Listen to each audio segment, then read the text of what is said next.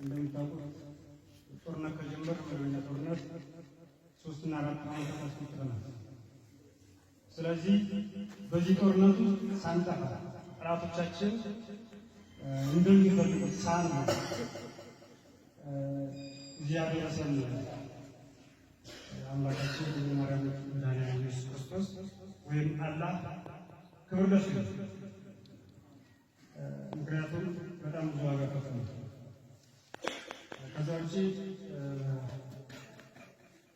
ዛሬ በዚህ ደረጃ ደርሳችሁ ለባለፉት ወራት ስልጠና ወስዳችሁ ውጣ ውረዱን፣ ድካሙንም፣ ረሃቡንም፣ ጥሙንም ብርዱንም ችላችሁ በዛሬ የበቃችሁ ወዳጅ ሰራዊት ለዚህ ስልጠና ዋጋ የከፈላችሁ አሰልጣኝ ወታደራዊ ተቋማት ላይ ያላችሁ ዛሬ ብዙ የተገኛችሁ ሁሉ ከዚህ በተጨማሪ አጠቃላይ በዚህ ስልጠና ላይ የተሳተፋችሁ ወታደራዊ ስልጠና ጨምሮ የፖለቲካዊ ስልጠና ሲሰጡ የነበረ ከአፋብን ደቡብ አማራ ቀጠና ሳምንት የእዝ አመራሮች ከዛም በታች የክፍለ ጦር አመራሮች ይህ ስልጠና እንዲሳካ አስተዋጽኦ ያደረጋችሁ አካላት በሙሉ ለዚህ ስልጠና ዋጋ የተከፈላችሁ እንኳን አደረሳችሁ። እናመሰግናለን። እንግዲህ የስልጠና በቀላሉ የሚመጣ ነገር አይደለም። እንደምታውቁት በጣም ብዙ ዋጋ ተከፍሎበታል። ዛሬ ላይ ቆመን በዚህ አሰልጥነን ስናስመርቅ ዝም ብሎ በአጭር ቀን የመጣ ነገር አይደለም። በጣም ብዙ ውጣ ውረድ አለበት። ከዚህ በተጨማሪ ደግሞ የአማራን ቤት ትልቁን ድርጅት አፋብን በመሰረትን በማግስት ወደ ስራ ገብተን እናንተን ለማስመረቅ የበቃንበትና በጣም ልዩ የሚያደርገው ጊዜ ስለሆነ ይህም ሁሉ ስራ ለመስራት እንደ አማራ ዋጋ ከፍለን ስለደረሰ ለዚህ ስራ ሁላ ዋጋ የከፈለው ሁሉ ማመስገን እፈልጋለሁ። ከዚህ በተጨማሪ እውነት ለመናገር በዚህ ስልጠና ላይ ወታደራዊ ስልጠና ብቻ አይደለም። መጀመሪያ ላይ ባለስልጣው ብዙ ስራዎችን ሰርተናል።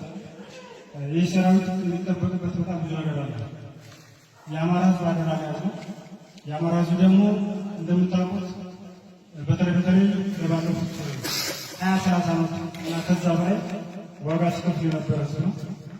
ይህ ደግሞ ምናልባትም ትናንት ያሳለፍነውን ጊዜ አሁንም እንዳለ ደግሞ ከዚህ የበለጠ ደግሞ ተጠፋላችሁ ተብሎ የተፈረደብን ህዝቦች ነው።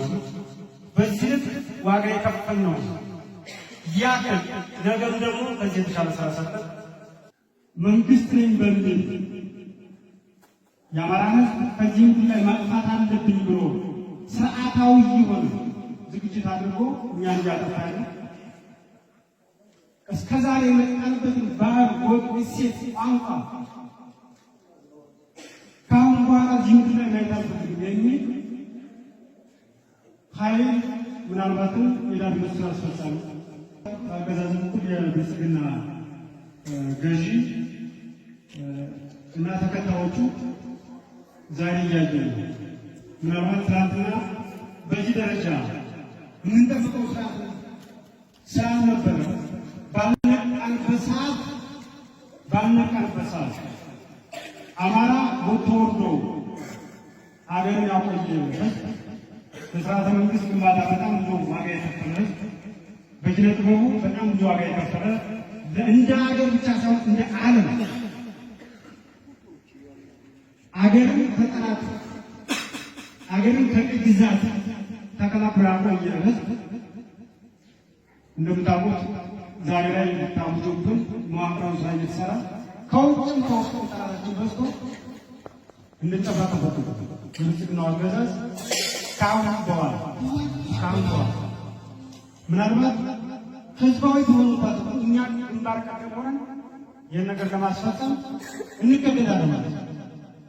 ስለዚህ አማራ እንደ አማራ የሚቀጥል ከተፈለገ ቅድም መግቢያ ላይ እንዳነሳሁት እያንዳንዷን ተጠቅማለች የምንለውን ነገር ተግባራዊ ማድረግ ግዴታ አለብን ነው። እኔ ዛሬ የፋኖ ሰራዊት አባል ሆኜ ለመመረቅ የበቃሁት የአማራ ሕዝብ ወታደር የአማራ ሕዝብ የተደቀነበትን የህልውና አደጋ በመቀልበስ በነፃነቱ በማንነቱ ላይ የመጡትን ጥላቶች በሙሉ እስከ ሕይወት መስዋዕትነት ድረስ ለመመከት ቃሌን እሰጣለሁ። ከጥንት የአባቶቼ የወረስኩት የጀግንነት የነፃነት የአደራ በመቀበል የአማራ ሕዝብ ክብር ደህንነት ለመጠበቅ እንዲሁም ለፍትህና ለእውነት ዘብ ለመቆም ቃሌን እሰጣለሁ። የአማራ ሕዝብ የጨዋነት ባህልና ወግ የተወለድኩ መሆኔን በመገንዘብ የፋኖን የሞራል እሴት በመጠበቅ ንጹሐንን ላልበድል የሕዝብ ንብረት ሳልነካ ሴቶችን፣ ሕፃናትን፣ ሽማግሌዎችን ክብር ሳላስደፍር በተገቢው ስነ ምግባር የአማራን ሕዝብ የጣለብኝን ኃላፊነት ለመወጣት ቃሌን እሰጣለሁ። የአማራ ሕዝብ ታሪካዊ አንድነትና አብሮነት እንደ ዓይን ብሌን ለመጠበቅ በሴራና በክደት ሳልበርዝ የሕዝቡና ትግሉን ዓላማ ለመጠበቅ በጽናት ለመቆም ቃሌን እሰጣለሁ።